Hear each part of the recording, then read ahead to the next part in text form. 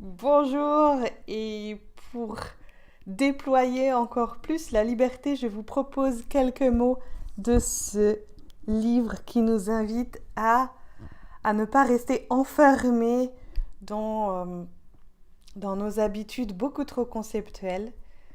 Et voilà, donc là il parle des veillées paysannes et de l'influence qu'elles ont eue, de comment cette culture orale l'a forgée. On se réunissait pour manger des châtaignes avec du cidre doux, comme dit la chanson, et au fur et à mesure que les paysans étaient mis en verve, ils se levaient et alors ils psalmodiaient.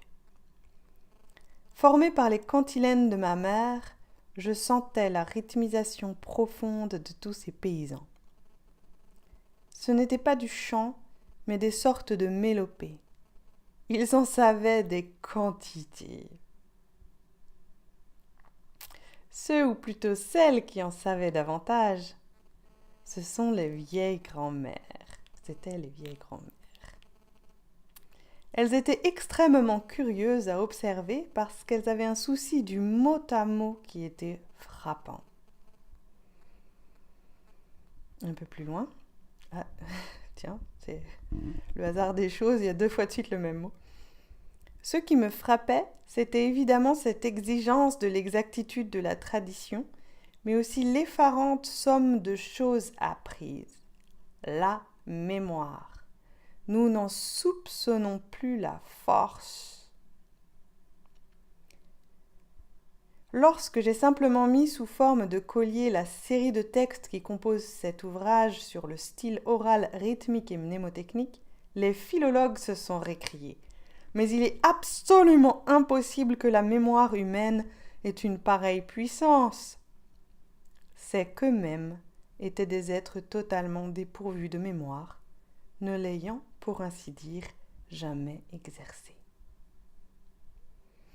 Vous voyez là combien les réactions contre un fait, mises dans un relief nouveau, peuvent être dictées par la formation même de l'homme.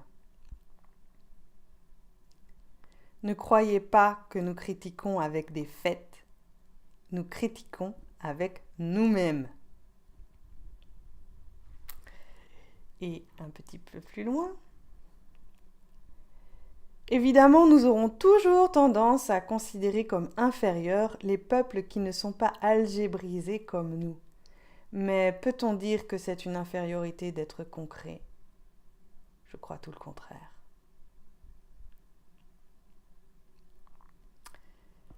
On l'a remarqué, il y a parmi nous une sorte de malaise à dire qu'on a vécu dans un milieu illettré. Quelle erreur! Les illettrés peuvent être formidablement intelligents.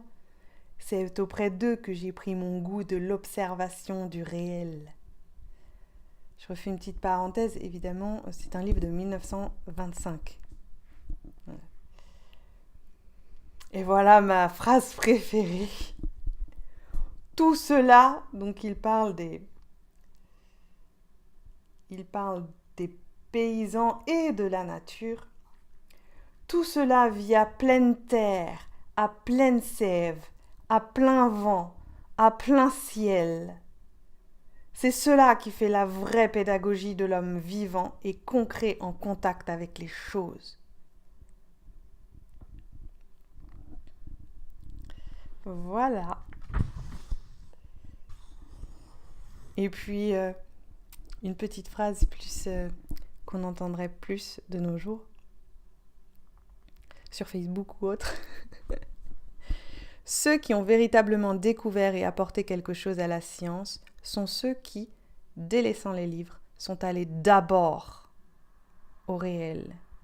Je répéterai toujours que ma première école scientifique a été mon contact avec les paysans de Beaumont-sur-Sarthe.